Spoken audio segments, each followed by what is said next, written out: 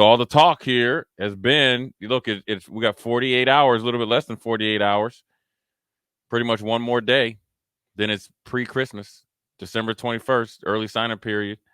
The first class of the MAtt Rhule era of the first of hopefully 8 years of recruiting classes. So it's starting to heat up. I mean, over the last couple weekends, they had, I think, 33 different visitors in, maybe even more than that because some of them come in and are like under the radar.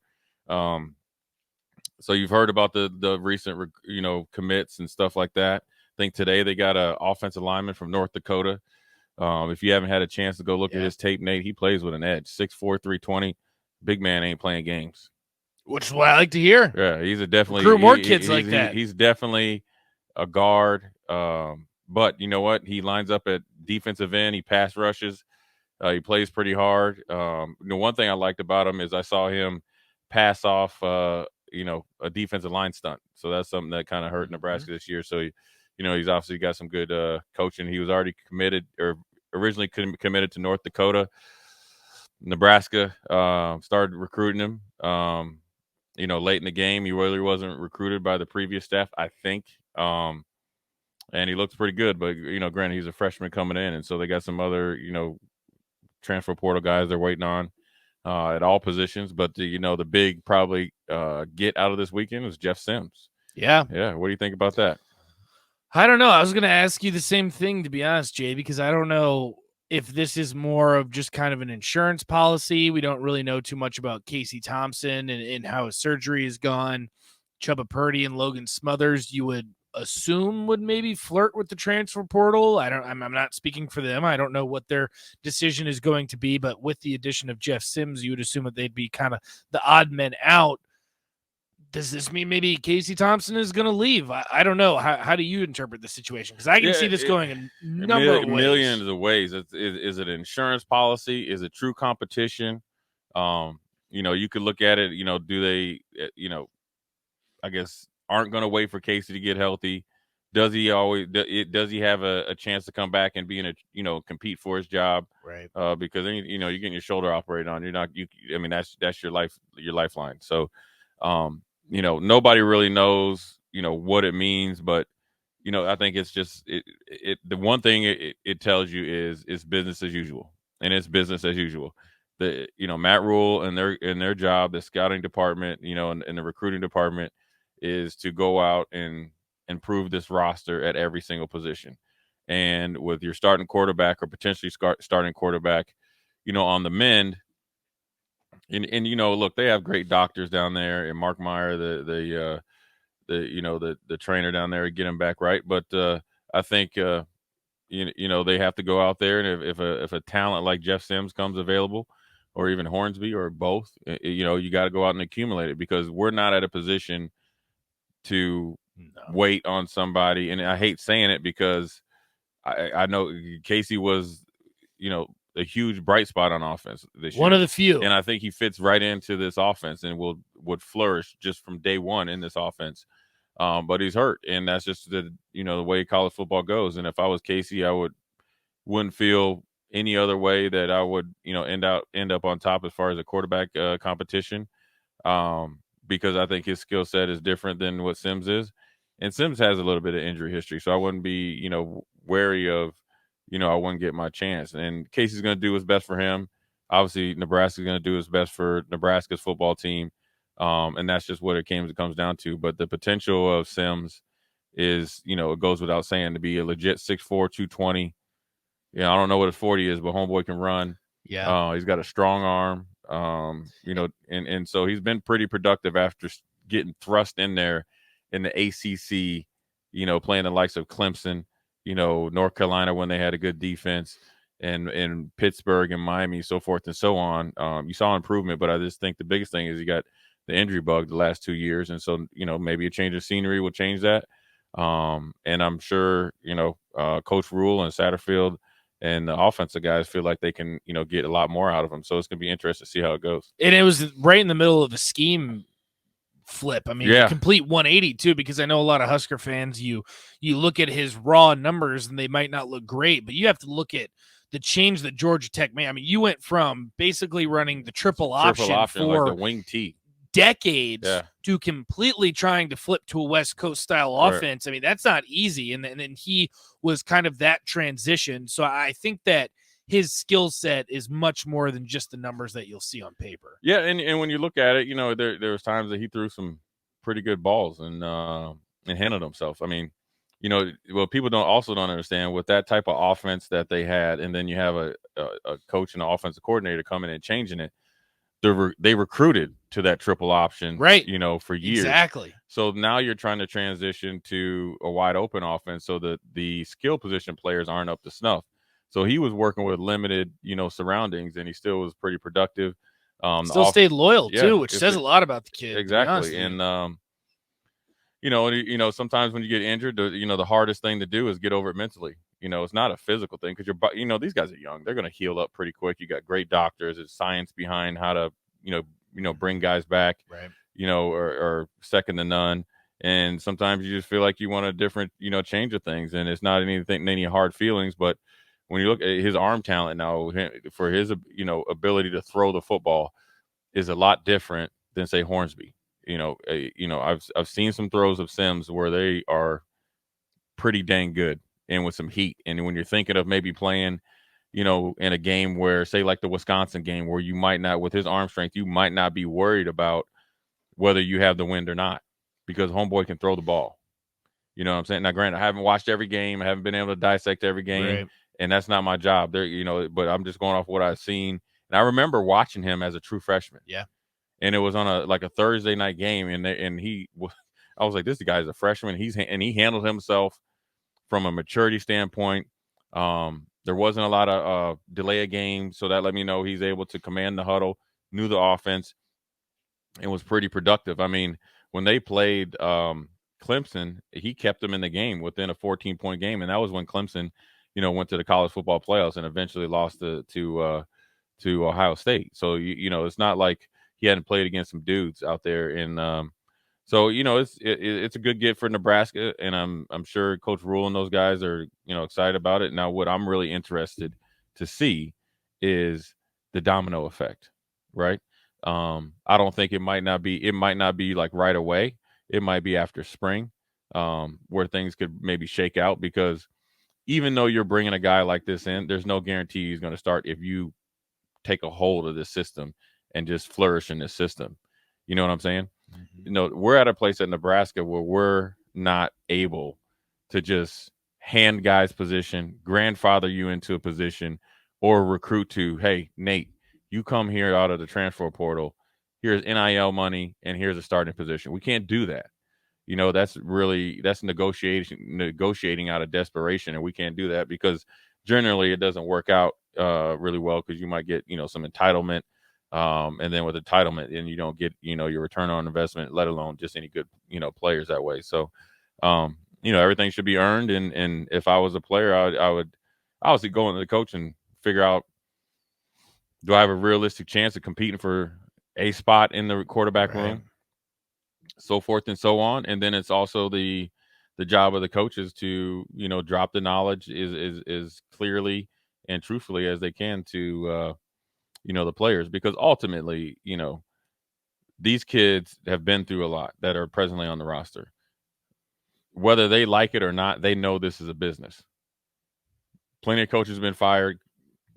We hired 4 coaches. Everybody essentially was gone except Coach Donnie.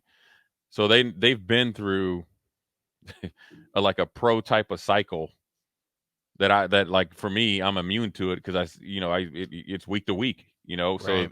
if they say, hey, look, man, it doesn't work out for you, we'll try to help you find another spot, then they get in the portal. It's not even, you can't say, oh, it's an indictment on Coach Rhule and the staff.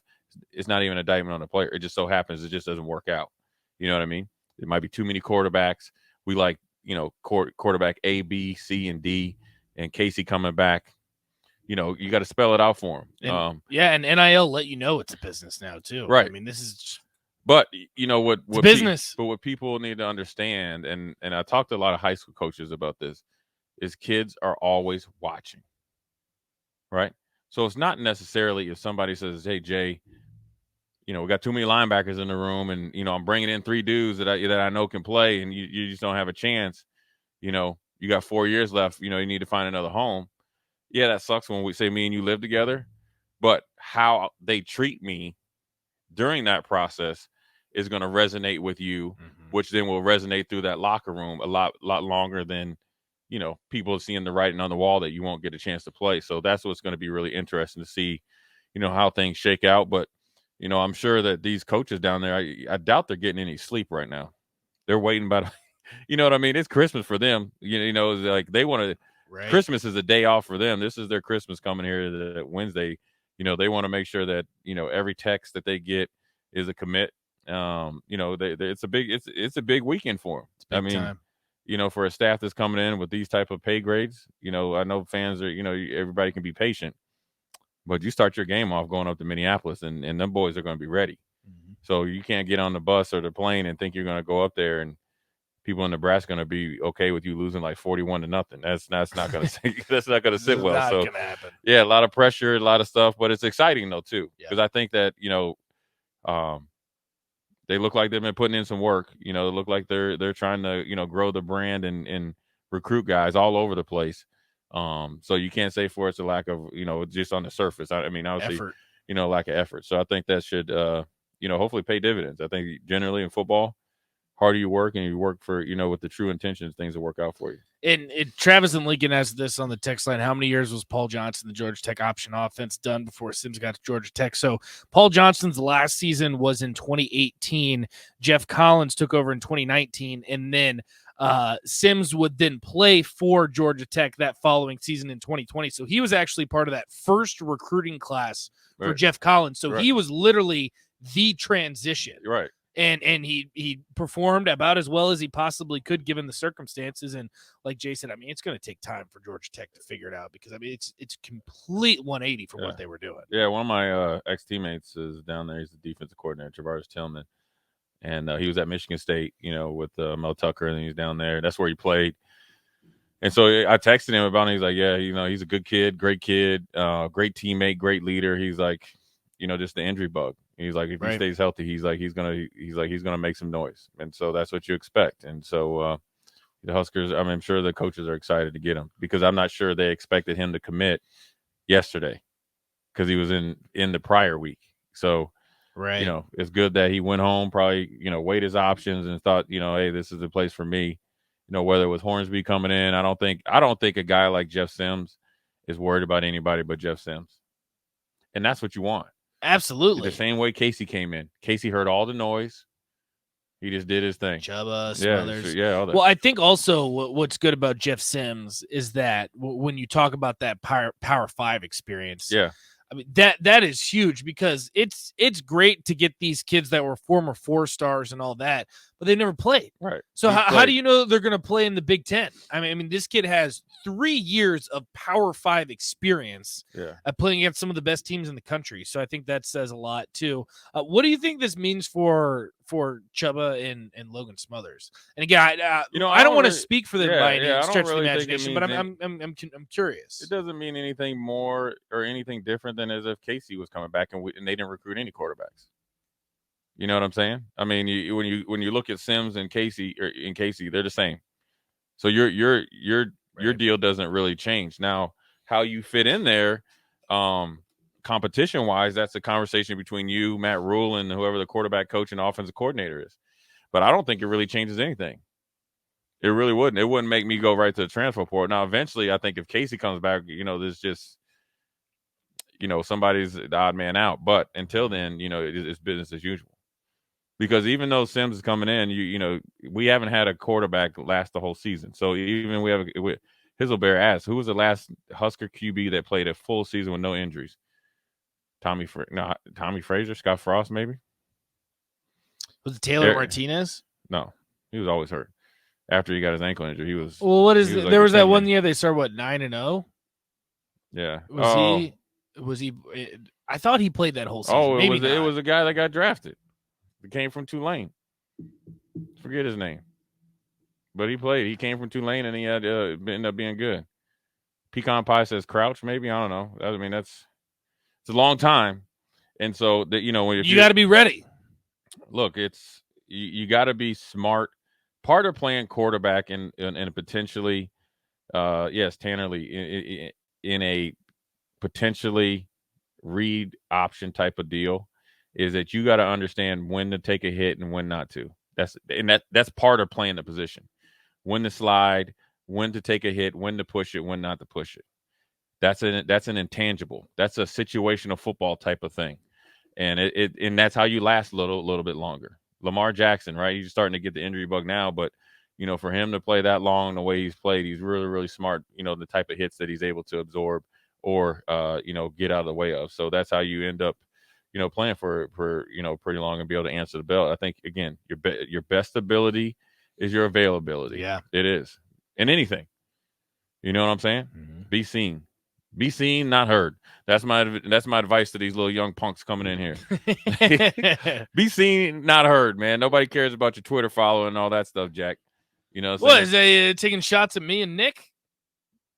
No, I was talking about the recruits. Oh, okay. Let your pads do your talking. All right. You know what I'm saying? You're right. So you don't end up on like Mr. Go 30 where you said that you guys are flexing on Instagram all summer. They got up against Northwestern. That's exactly what was happening. Right. That would be one of my goals. Only win this season. That would be one of my goals. Don't forget that. Don't end up on Mr. Go 30 if I was playing right now. Don't get ran over. Don't get embarrassed. You know what I'm saying? Don't get upset. Yeah, exactly. Yeah. So good first segment on a chilly, little bit of a snowy day. This is Nate. This weather this week. This child's play from Minnesota super soldier. That's me. Is that right? Yeah. I drive faster when the elements are like this, baby. I don't know if I recommend that. I do. Just be a defensive, aggressive driver in the winter. I don't do very well driving in these conditions. I know. I seen you. You driving 10 and 2. All types of traffic after you, man. I'm from Virginia. What do you expect? I got the Virginia license plate. You know I'm coming. Yeah, I know you're from Virginia, and you're a Colts fan. We're gonna get into that. I'm gonna start digging into you and Jake here pretty soon. The next segment, Jay Foreman, Nate Brennan. Quick break. We'll be back. Old school.